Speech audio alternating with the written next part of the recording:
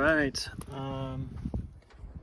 here on a butte that I've hunted once before, but it was kind of like a half-hearted, quick hour-and-a-half hunt years ago. But I'm really gonna dig into it this time. See how it goes. I've got 4 hours, about 4 hours, 4 hours and 20 minutes of legal hunting light to hunt this evening. And doesn't get much pressure, but the elk like to tuck back in here in some pockets of timber. So we'll see how that goes. Bow hunting. So if I find a nice spot in there, I might just settle in and do a little bit of calling, but we'll see how it goes.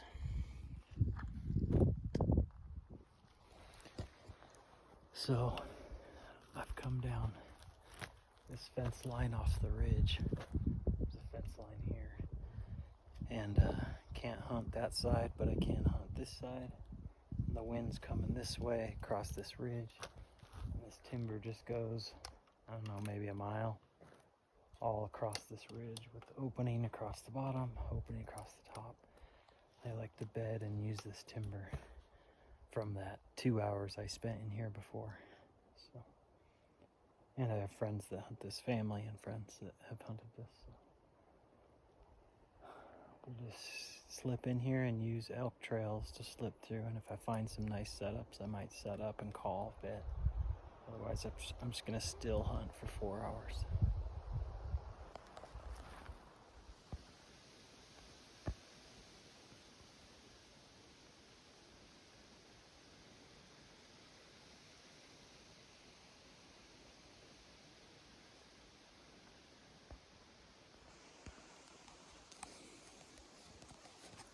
That spike elk is bedded right there. When I call, he keeps flipping his ears, but then he nods off. His eyes keep closing. And his head keeps bobbing. He's asleep, and then he's awake. But he's just bedded right there. I think I'd probably shoot him with my bow just for the fun of an archery kill, but it's so thick. I'm on this trail headed right there. Otherwise, it's just so thick. Other than the trail behind me.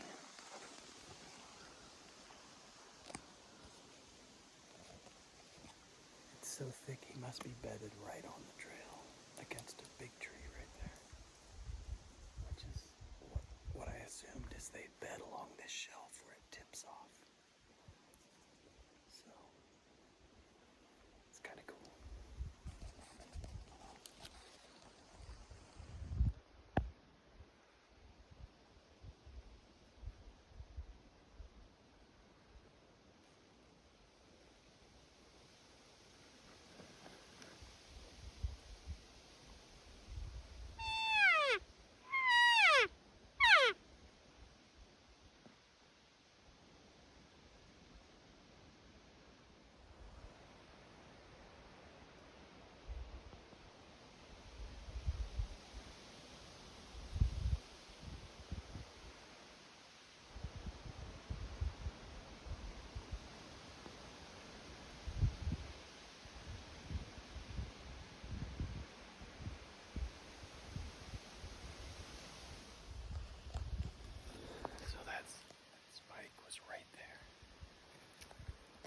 Swirling now, and it just pushed right to him, and he stood up and started smelling.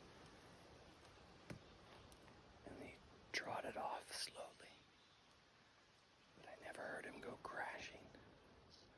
So I came down here, just trying to find a trail that gets me to that timber, because that's where I wanted to set up. But I can smell him.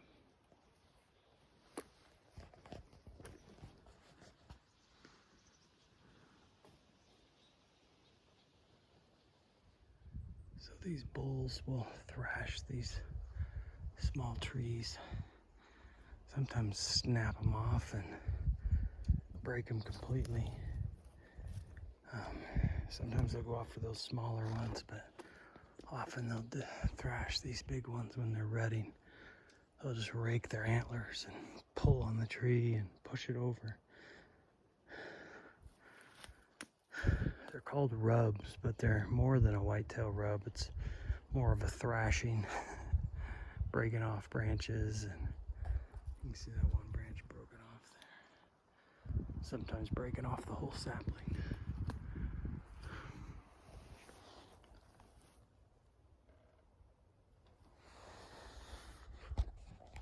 So there's a heavy game trail right here, and then off the bottom. I think I might just sit here a while and see if they get up and start moving in the next 40 minutes. Usually between 4:30 and 7:30 they'll start moving in the timber a little bit. So there goes a squirrel. We'll see. Scared him. See him somewhere.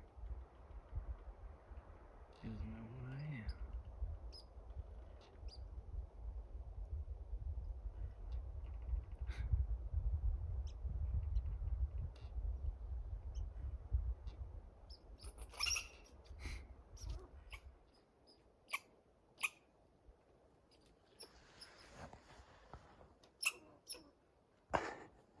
He's not happy that I'm sitting in his tree.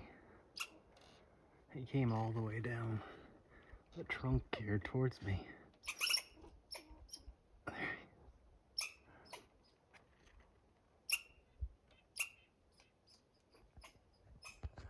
There's a huge pile of this debris, so this must be his tree where he's getting pine seeds and stuff like that.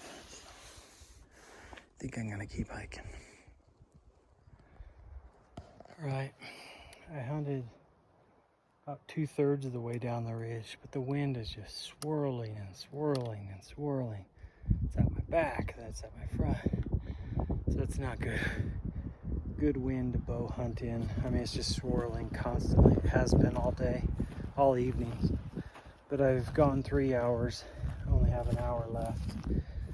So I think I'm just gonna slowly walk across the treetops here in the ridgeline and call it an evening a little bit early, just because the wind's so bad. It was a cool hunt, walking up on that spike. I don't take anything beyond 30 yards with this. I did once at 40 and hit a twig I couldn't see. But I think that spike was probably 60 yards, so someone better than me probably could have shot it as it just laid in its bed napping. Beautiful evening. Nice hunting. Perfect evening for hunting other than the swirling wind. Perfect weather, nice and cool. All right. Duck opens tomorrow, so I think I'll go shoot some ducks.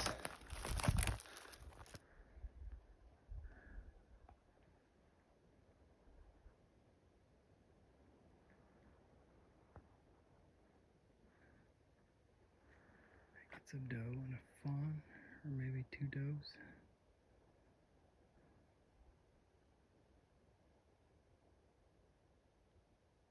Yeah, doe and fawn. I was hoping to catch some elk doing that, coming up out of the timber to feed on the ridge lines. And there's a big pond on the other side. I'm sure they go water at night. It's the closest water. I was hoping to catch some elk doing this same thing.